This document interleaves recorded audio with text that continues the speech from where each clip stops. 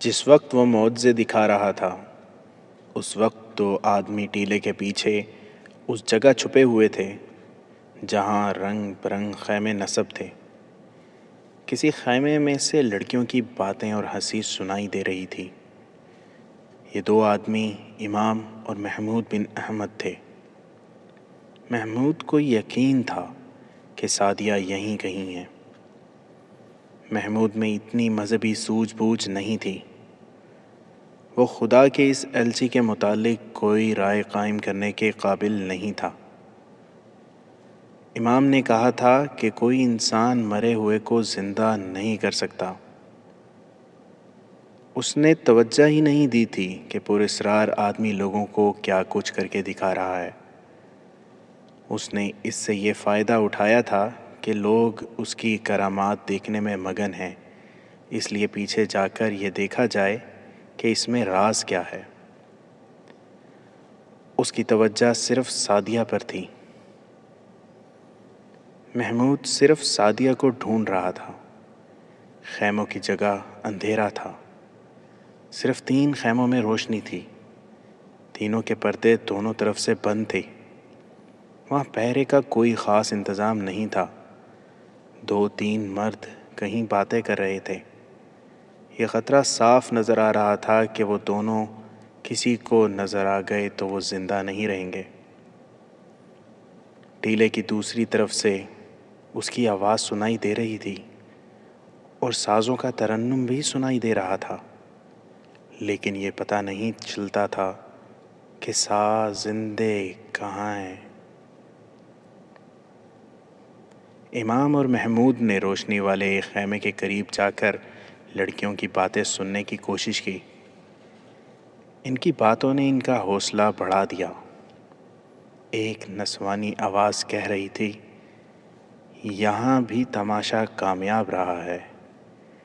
ایک اور لڑکی نے کہا، بڑی ہی جاہل قوم ہے۔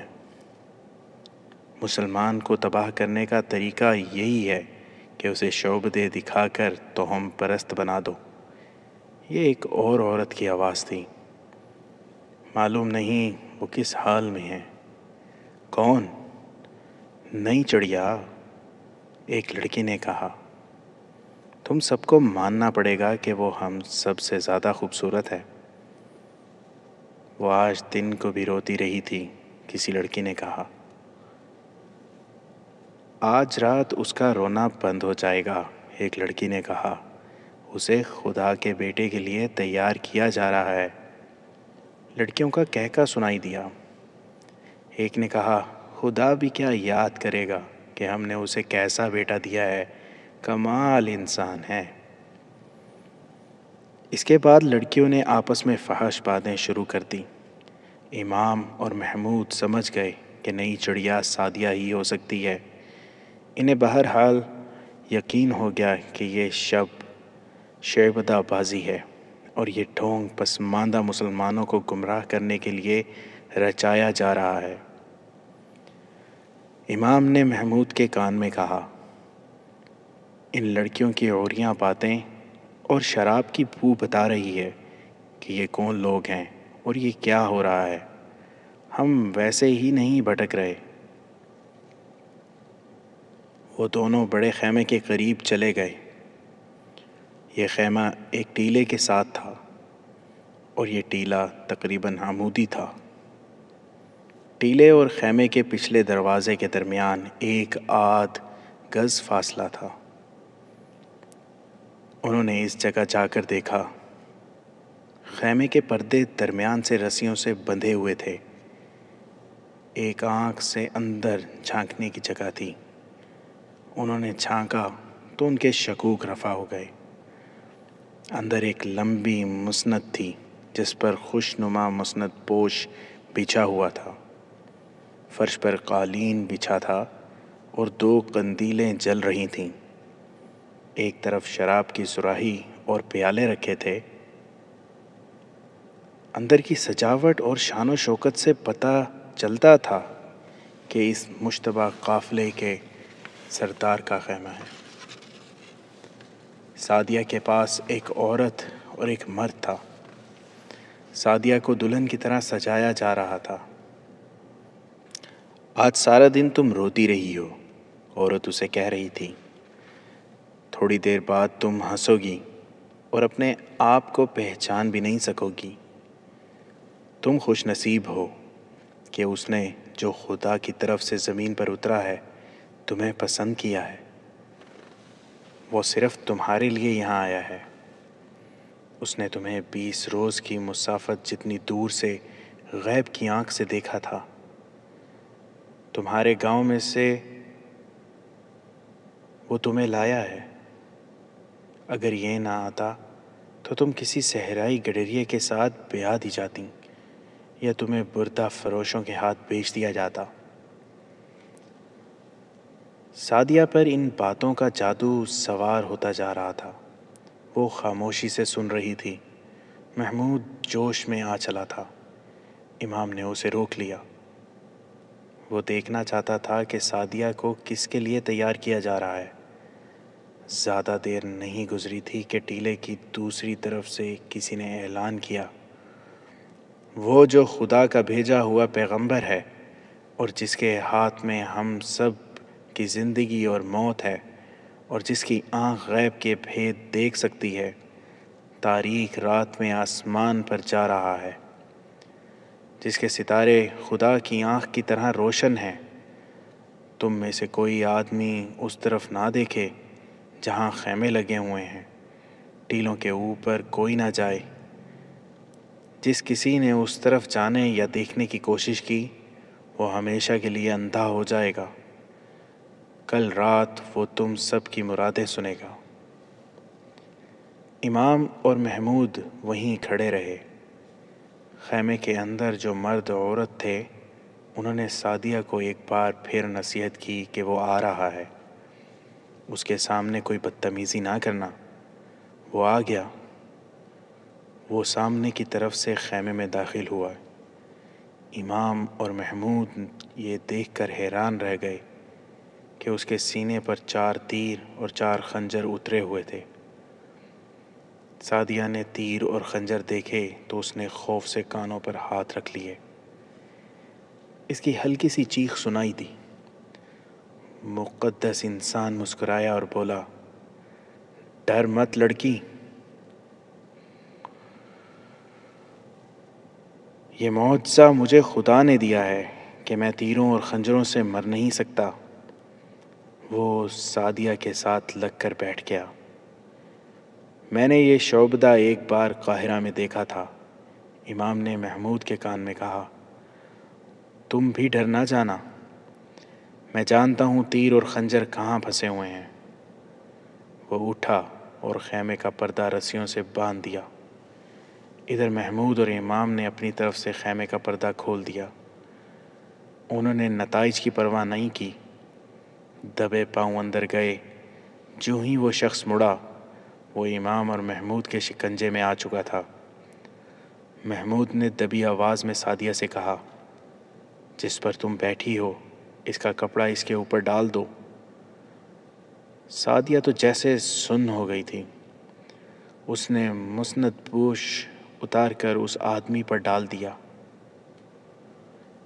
اس کا جسم طاقتور نظر آتا تھا، مگر امام اور محمود نے اسے بری طرح جکڑ لیا تھا۔ پھر اس کے اوپر کپڑا ڈال کر باندھ دیا، قندیلیں بجھا دیں۔ امام کے کہنے پر پہلے سعدیہ باہر نکلی۔ اپنے قیدی کو محمود نے اپنے کندھوں پر پھینک لیا۔ امام ہاتھ میں خنجر لیے آگے آگے چلا۔ وہ سب جس طرف سے خیمے میں داخل ہوئے تھے اسی طرف سے باہر نکل گئے۔ پکڑے جانے کا خطرہ ہر قدم پر تھا، لیکن انہوں نے ایسا راستہ اختیار کیا جو انہیں فوراً خطرے سے باہر لے گیا۔ اندھیرے نے اس کی بہت مدد کی۔ انہیں دور کا چکر کاٹ کر گاؤں میں داخل ہونا پڑا۔ وہ مسجد میں چلے گئے۔ حجرے میں لے جا کر اس شیبدہ باز کو کھولا گیا۔ ابھی تک تیر اور خنجر اس کے سینے میں اترے ہوئے تھے۔ اسے اٹھانے کی وجہ سے وہ ٹیڑھے ہو گئے تھے۔ سعدیہ کو بھی انہوں نے حجرے میں ہی رکھا، کیونکہ خطرہ تھا کہ لڑکی کی گمشدگی کا پتہ چل گیا تو وہ لوگ اس کے باپ پر حملہ کریں گے۔ دراصل حملہ کرنے والے اب یہ دیکھنے کی حالت میں بھی نہیں تھے کہ ان کے خدا کا بیٹا کہاں ہے۔ وہ کامیاب جشن منا کر شراب اور بدکاری میں مست ہو گئے تھے۔ وہ سوچ بھی نہیں سکتے تھے کہ ان کا آقا بماں نئی چڑیا کے اغوا بھی ہو سکتا ہے۔ امام اور محمود نے اسے چوغا اتارنے کو کہا۔ اس نے پہلے تیر اور خنجر کھینچ کر نکالے، چوغا اتارا، پھر اس سے اندر والے کپڑے بھی اتروا لیے گئے۔ ان کپڑوں میں کاک کی طرح نرم لکڑی چھپی ہوئی تھی جس پر چمڑا لگا ہوا تھا۔ یہ لکڑی کچھ دوہری ہو جاتی تھی اور اتنی لمبی چوڑی تھی جس سے اس کا سینہ ڈھک جاتا تھا۔ تیر اور خنجر اس میں اترے ہوئے تھے۔ اس نے امام اور محمود سے کہا، اپنی قیمت بتاؤ۔ سونے کی صورت میں، گھوڑوں اور اونٹوں کی صورت میں ابھی ادا کر دوں گا، مجھے ابھی آزاد کر دو۔ تم اب آزاد نہیں ہو سکو گے، امام نے کہا۔ ہم بھی لوگوں کی طرح تمہارے انتظار میں بیٹھے تھے، امام نے محمود سے کہا۔ تمہیں معلوم ہوگا کہ قریبی چوکی کہاں ہے، وہاں کے پورے دستے کو ساتھ لے آؤ۔ اس نے چوکی کا فاصلہ اور سمت بتائی اور خفیہ الفاظ بھی بتائے جن سے امام سراغ رساں اور جاسوسوں کی حیثیت سے پہچانا جاتا تھا۔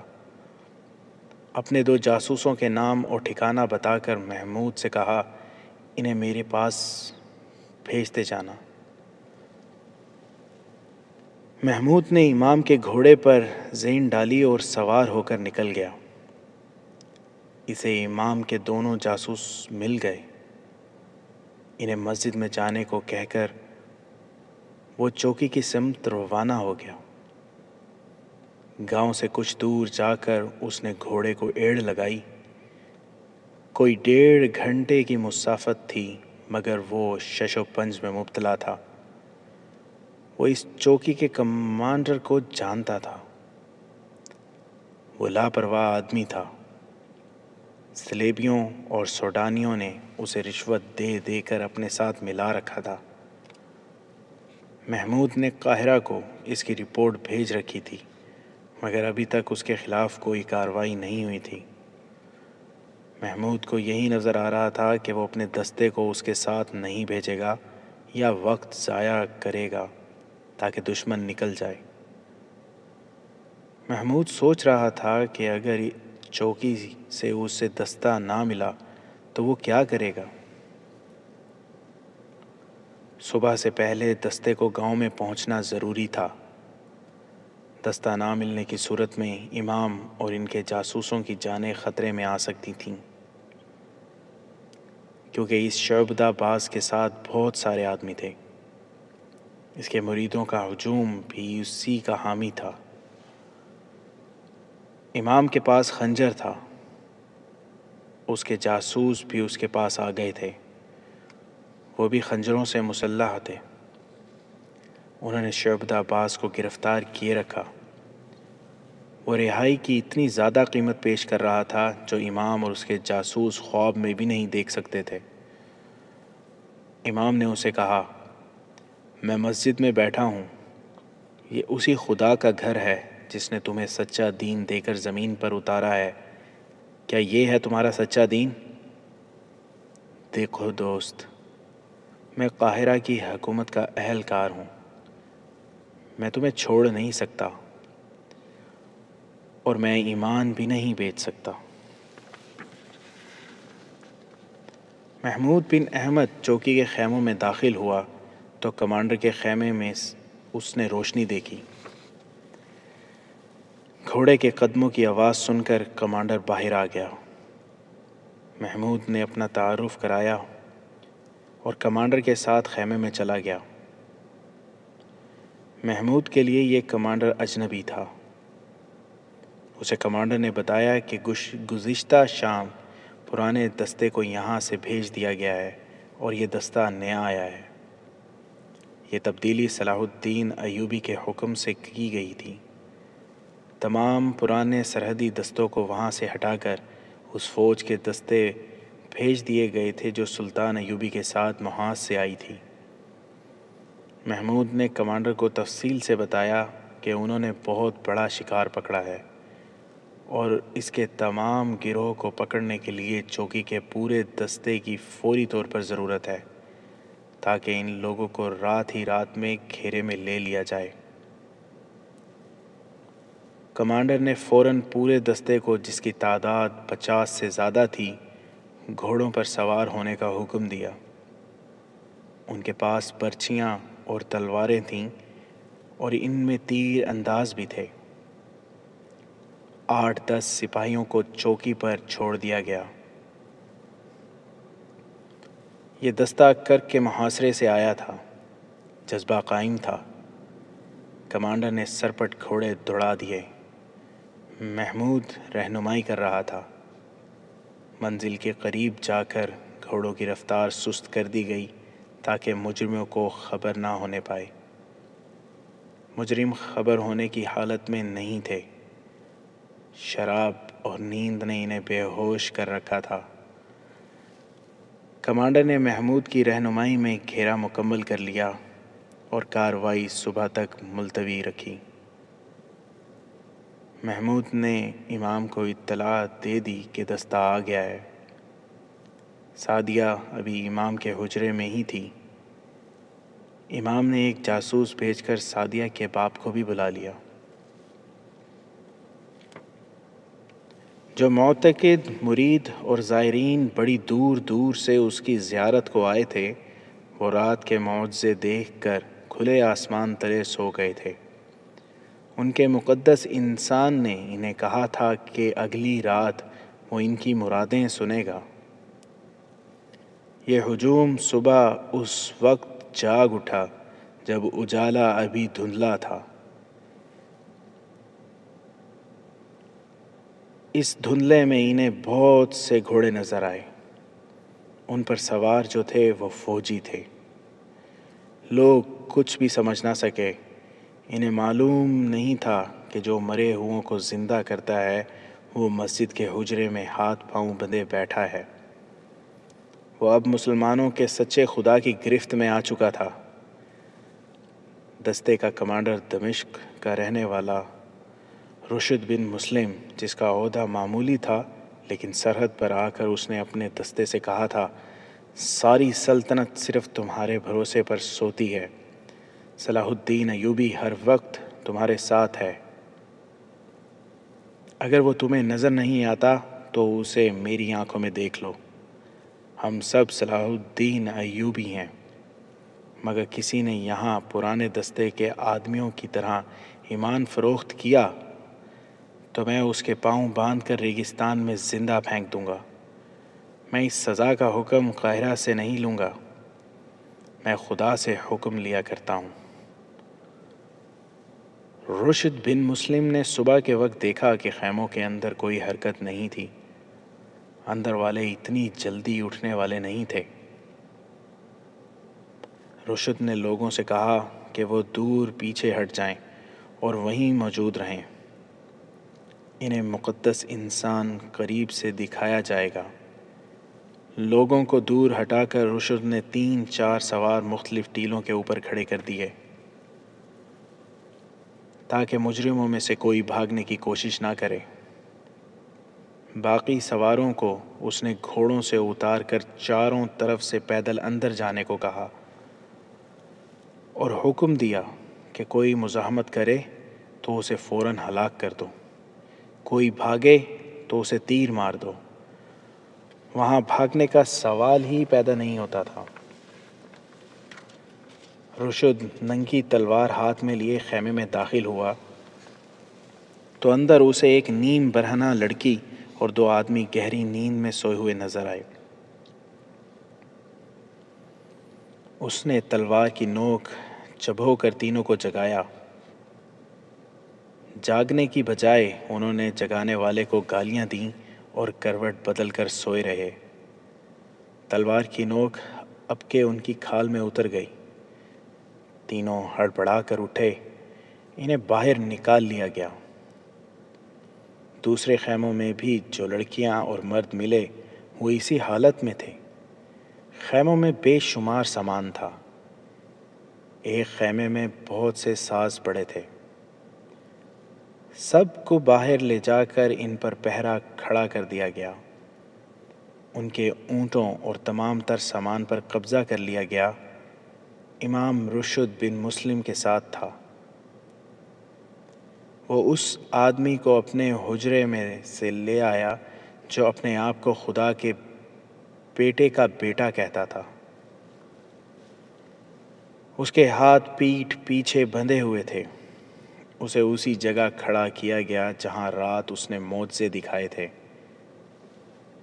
پیچھے پردے لگے ہوئے تھے۔ اس کے گروہ کو اس کے سامنے بٹھا دیا گیا۔ ان سب کے ہاتھ پیچھے باندھ دیے گئے۔ وہ ساز ان کے قریب رکھ دیے گئے جو ایک خیمے سے برآمد ہوئے تھے۔ امام نے لوگوں کو آگے آنے کو کہا۔ ہجوم آگے آیا تو امام نے کہا، اسے کہو کہ یہ خدا کا ایلچی ہے یا اس کا بیٹا ہے تو اپنے ہاتھ رسیوں سے آزاد کر لے۔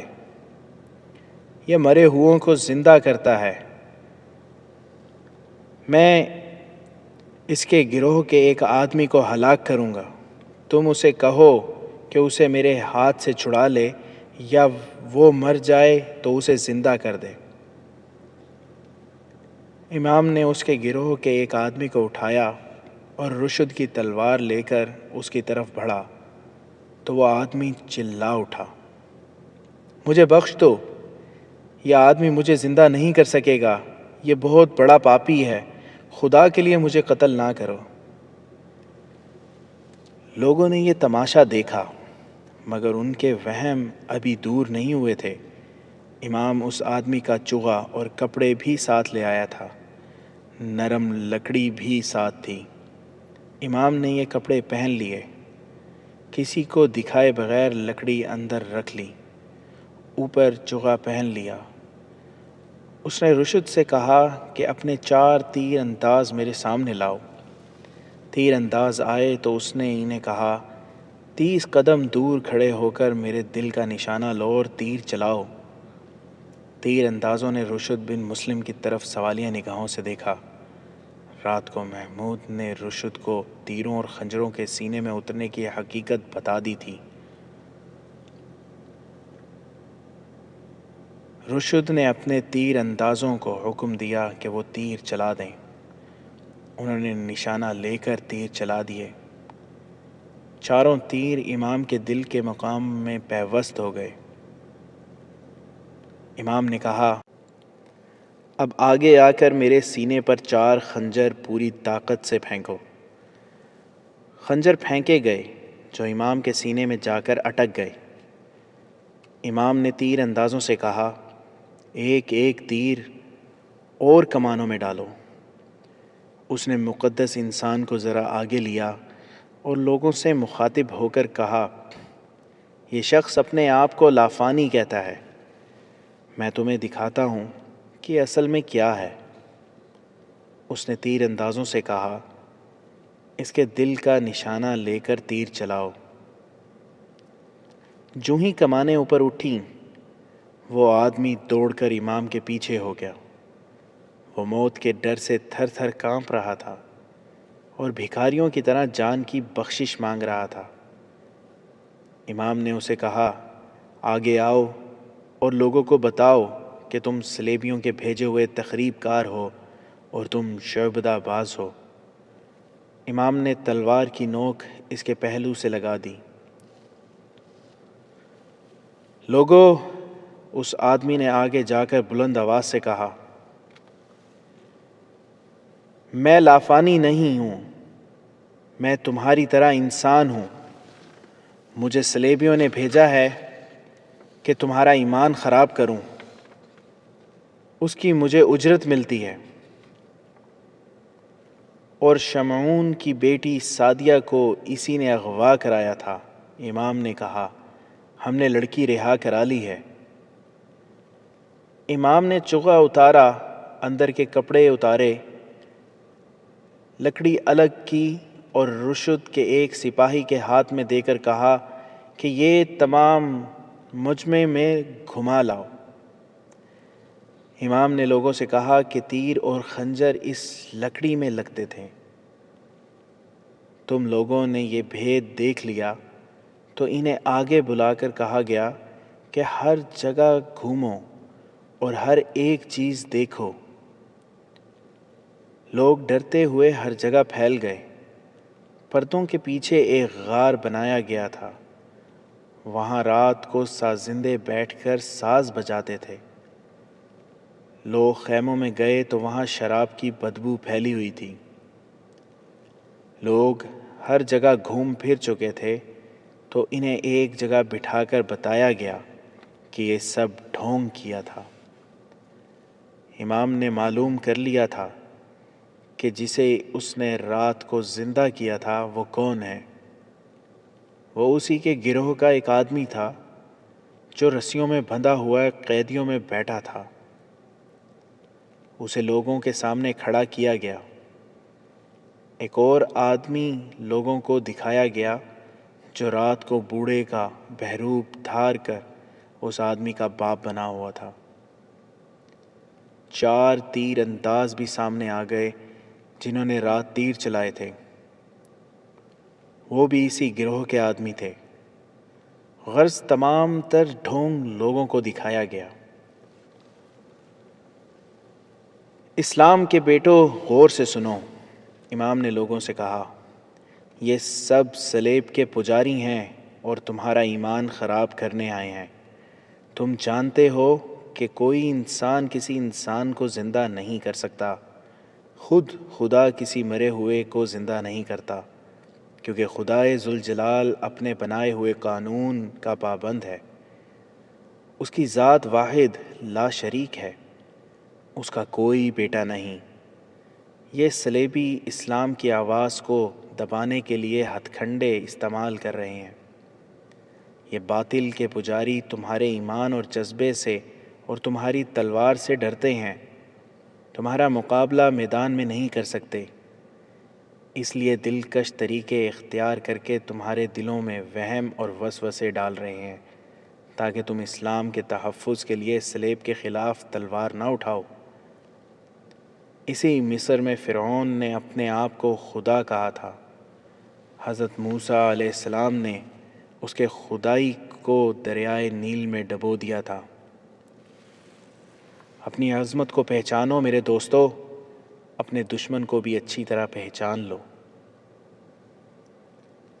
لوگ جو سب کے سب مسلمان تھے مشتعل ہو گئے۔ وہ چونکہ پسماندہ اور علم سے بے بہرہ تھے اس لیے انتہا پسند تھے۔ انہوں نے گناہ گار انسان کی شعبدہ بازی دیکھ کر اسے خدا کا بیٹا تسلیم کر لیا، اور جب اس کے خلاف باتیں سنی تو ایسے مشتعل ہو گئے کہ غیظ و غضب سے نعرے لگاتے اس آدمی پر اور اس کے گروہ پر ٹوٹ پڑے۔ امام ان مجرموں کو زندہ قاہرہ لے جانا چاہتا تھا، لیکن اتنے بڑے ہجوم سے انہیں زندہ نکالنا ناممکن ہو گیا۔ رشد نے تشدد سے ہجوم پر قابو پانے کا مشورہ دیا جو امام نے تسلیم نہیں کیا۔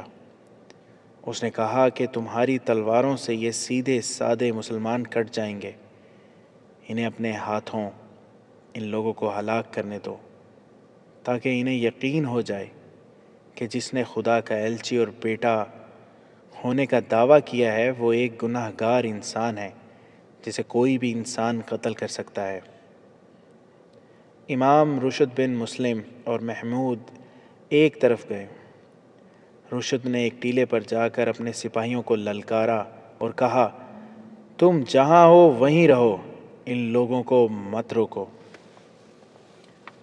تھوڑی ہی دیر بعد وہاں امام محمود، رشد بن مسلم اور اس کے دستے کے سپاہی رہ گئے۔ تمام ہجوم غائب ہو چکا تھا۔ رات جہاں شعبدے دکھائے گئے تھے وہاں شعبدہ باز اور اس کے گروہ کی لاشیں پڑی تھیں، لڑکیوں کو بھی قتل کر دیا گیا تھا، کوئی لاش پہچانی نہیں جاتی تھی، سب ٹیمہ ہو چکی تھیں۔ لوگ خیمے، پردے اور تمام تر سامان لوٹ کر لے گئے تھے۔ مجرم گروہ کے اونٹ بھی لوگ کھول کر لے گئے اور رشد کے دستے کے 9 گھوڑے بھی لاپتہ ہو گئے۔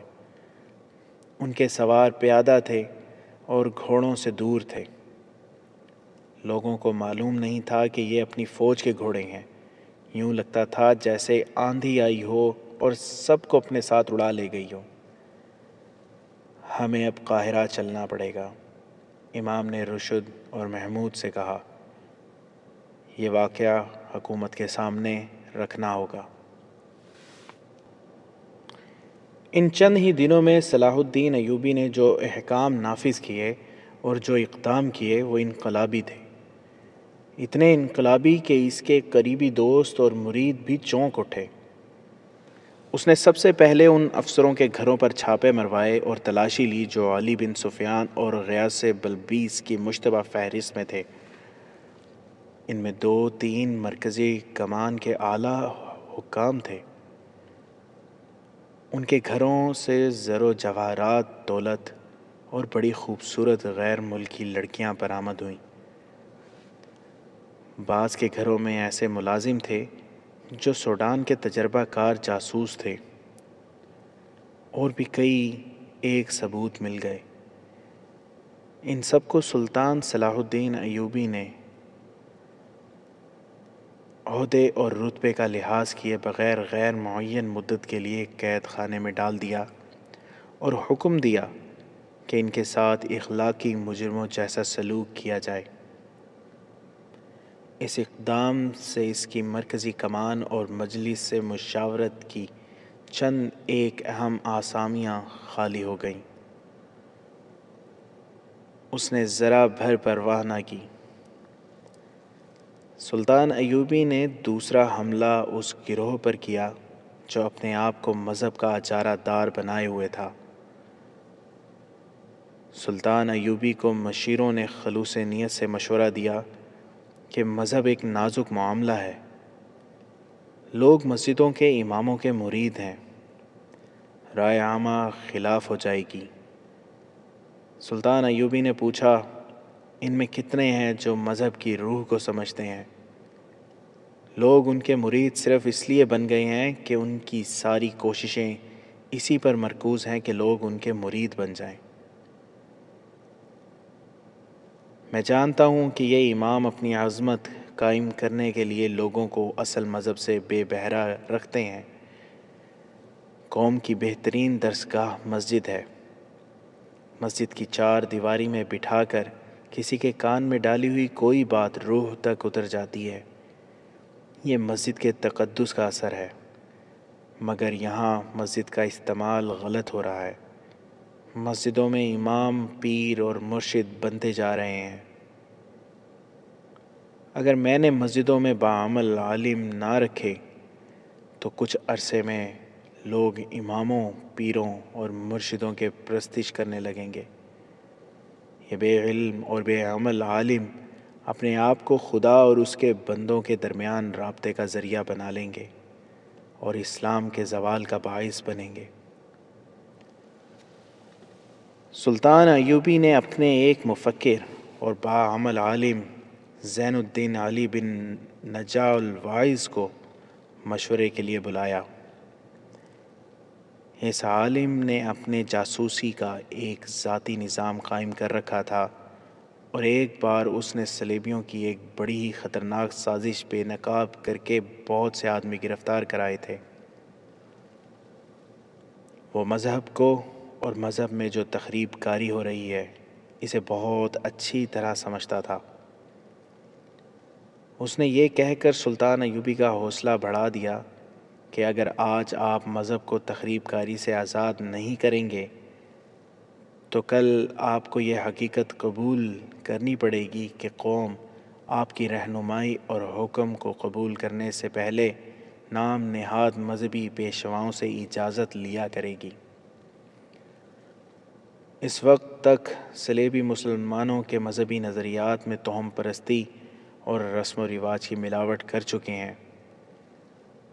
سلطان ایوبی نے فوری طور پر تحریری حکم نافذ کر دیا کہ زین الدین علی بن نجا الواعظ کی زیر نگرانی ملک کی تمام مسجدوں کے اماموں کے علمی اور معاشرتی جانچ پڑتال ہوگی اور نئے امام مقرر کیے جائیں گے۔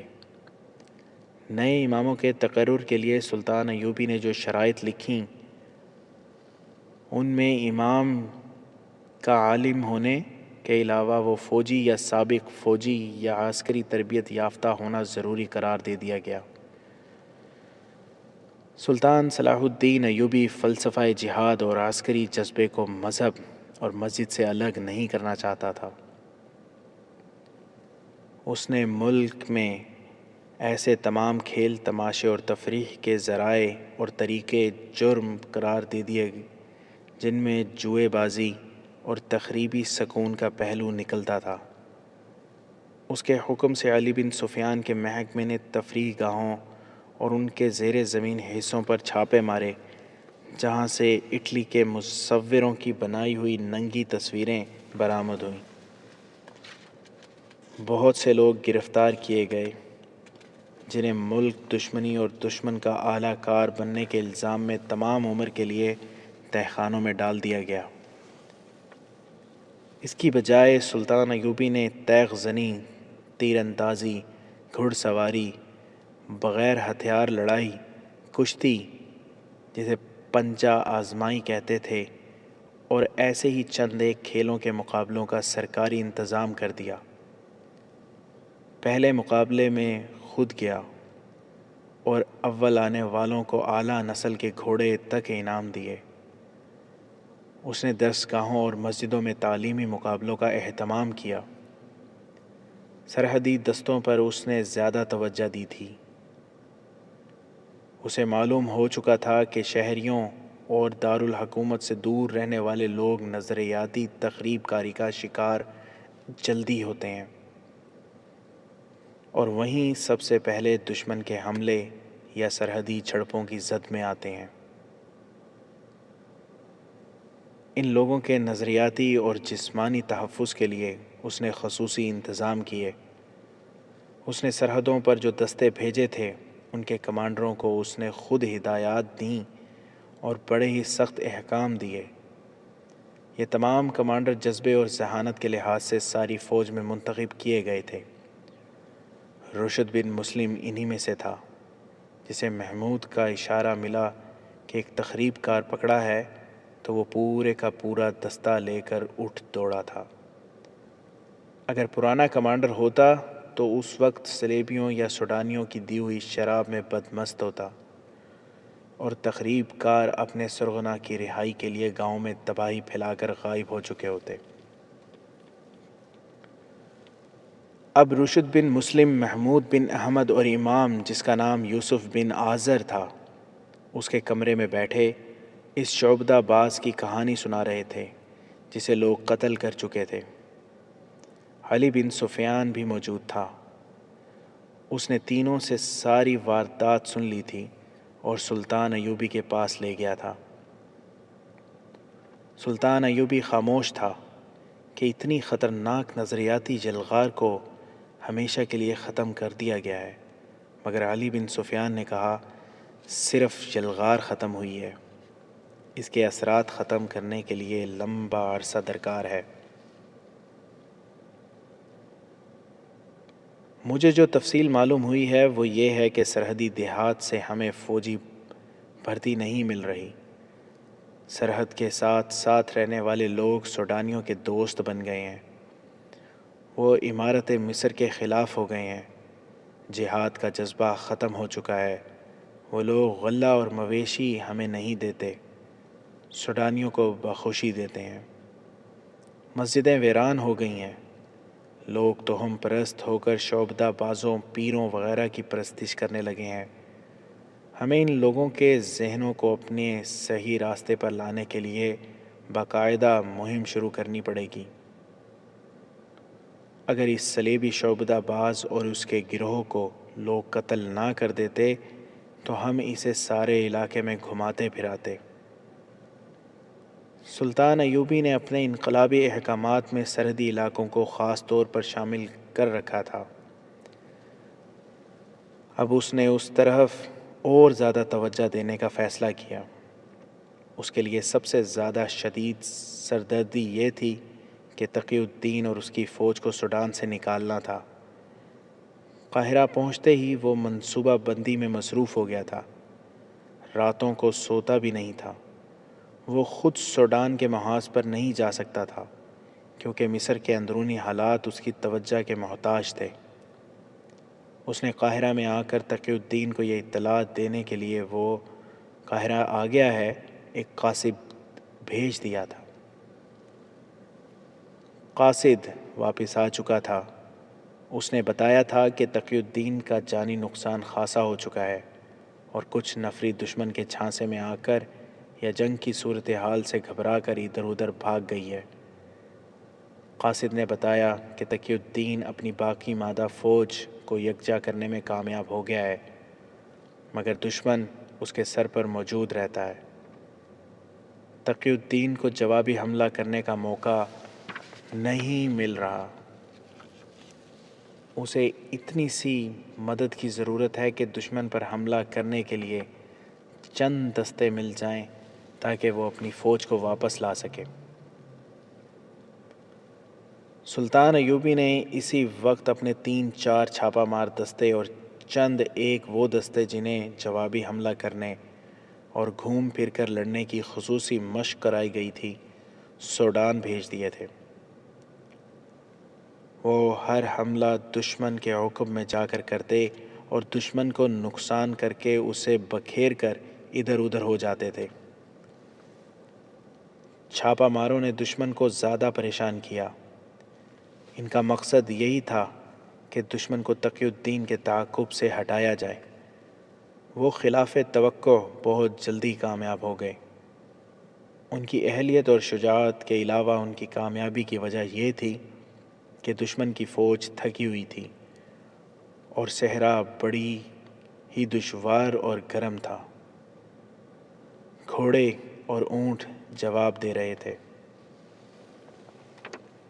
سوڈان کا حملہ بری طرح ناکام ہوا۔ کامیابی صرف یہ ہوئی کہ تقی الدین کو اس کی مرکزی کمان کے سالاروں وغیرہ اور دستوں کو اور بچی کچی فوج کو ایسی تباہی سے بچا لیا گیا جو ان کی قسمت میں لکھ دی گئی تھی۔ تقی الدین جب مصر کی سرحد میں داخل ہوا تو اسے پتہ چلا کہ وہ سوڈان میں آدھی فوج ضائع کر آیا ہے۔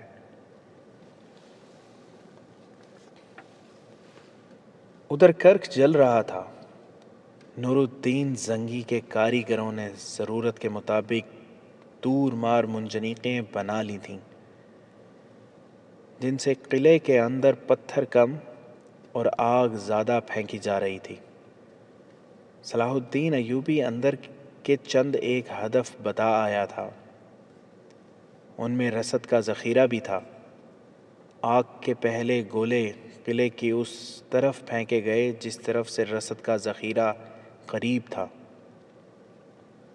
خوش قسمتی سے گولے ٹھکانے پر گئے۔ اندر سے شعلے جو اٹھے انہوں نے زنگی کی فوج کا حوصلہ بڑھا دیا۔ مسلمانوں نے دور مار تیر و کمان بھی تیار کر لیے تھے۔ انہیں استعمال کرنے کے لیے غیر معمولی طور پر طاقتور سپاہی استعمال کیے جا رہے تھے، لیکن 8-10 تیر پھینک کر سپاہی بے حال ہو جاتا تھا۔ زنگی نے ایک اور دلیرانہ کارروائی کی۔ اس نے نہایت دلیر سپاہی چن لیے اور انہیں حکم دیا کہ قلعے کے دروازے پر ٹوٹ پڑیں۔ انہیں دروازہ توڑنے کے موزوں اوزار دیے گئے۔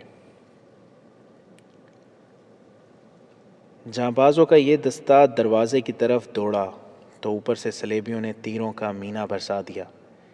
کئی جانباز شہید اور زخمی ہو گئے۔ زنگی نے دور مار تیر اندازوں کو وہاں اکٹھا کیا اور عام تیر اندازوں کا بھی ایک ہجوم بلا لیا۔ ان سب کو مختلف زاویوں پر مورچہ بند کر کے دروازے کے اوپر والے دیوار کے حصے پر مسلسل تیر پھینکنے کا حکم دیا۔ حکم کی تعمیل شروع ہوئی۔ تو انہیں تیر برسنے لگے جن کے پیچھے دیوار کا بالائی حصہ نظر نہیں آتا تھا۔ جانبازوں کی ایک اور جماعت دروازے کی طرف دوڑی۔ زنگی نے تیروں کی بارش اور تیز کر دی۔ دیوار پر للکار سنائی دی۔ ذرا دیر بعد دیوار پر لکڑیوں سے بندھے ہوئے ڈرم نظر آئے۔ یہ جلتی لکڑیوں اور کوئلوں سے بھرے ہوئے تھے۔ جو ہی انہیں باہر کو ڈیلنے والوں کے سر نظر آئے، وہ سر تینوں کا نشانہ بن گئے۔ ایک دو ڈرم باہر کو گرے، باقی دیوار پر ہی الٹے۔ وہاں سے شعلے اٹھے جن سے پتہ چلتا تھا کہ آگ پھینکنے والے اپنی ہی آگ میں جل رہے ہیں۔ زنگی کے کسی کمانڈر نے زنگی کے حملے کا یہ طریقہ دیکھ لیا۔ وہ گھوڑا سر پر دوڑا کر قلعے کے پچھلے دروازے کی طرف چلا گیا اور وہاں کے کمانڈر کو بتایا کہ سامنے والے دروازے پر کیا ہو رہا ہے۔ ان دونوں کمانڈروں نے وہی طریقہ پچھلے دروازے پر آزمانا شروع کر دیا۔ پہلے حملے میں مجاہدین کا جانی نقصان زیادہ ہوا، لیکن چوں چوں مجاہدین گرتے تھے ان کے ساتھی قہر بن کر دروازے کی طرف دوڑتے تھے۔ تیر اندازوں نے سلیبیوں کو اوپر سے آگ نہ پھینکنے دی۔ زنگی نے حکم دیا کہ منجنیقی قلعے کے اندر آگ پھینکیں۔ زنگی کی فوج نے دونوں دروازوں پر دلیرانہ حملے دیکھے تو فوج کسی کے حکم کے بغیر دو حصوں میں بٹ گئی۔ ایک حصہ قلعے کے سامنے چلا گیا اور دوسرا عقبی دروازے کی طرف۔ دونوں طرف دیوار پر تیروں کی ایسی بارش برسائی گئی کہ اوپر کی مزاحمت ختم ہو گئی۔ دونوں دروازے توڑ لیے گئے۔ زنگی کی فوج اندر چلی گئی۔ شہر میں خون ریز جنگ ہوئی۔ وہاں کے باشندوں میں بھگدڑ مچ گئی۔ اس بھگدڑ سے فائدہ اٹھاتے ہوئے صلیبی حکمران اور کمانڈر قلعے سے نکل گئے۔ شام تک صلیبی فوج نے ہتھیار ڈال دیے۔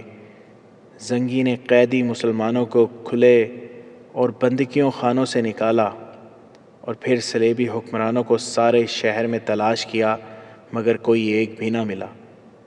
یہ 1173 کی آخری سہمائی تھی جب کرک کا مضبوط قلعہ سر کر لیا گیا اور مسلمانوں کو بیت المقدس نظر آنے لگا۔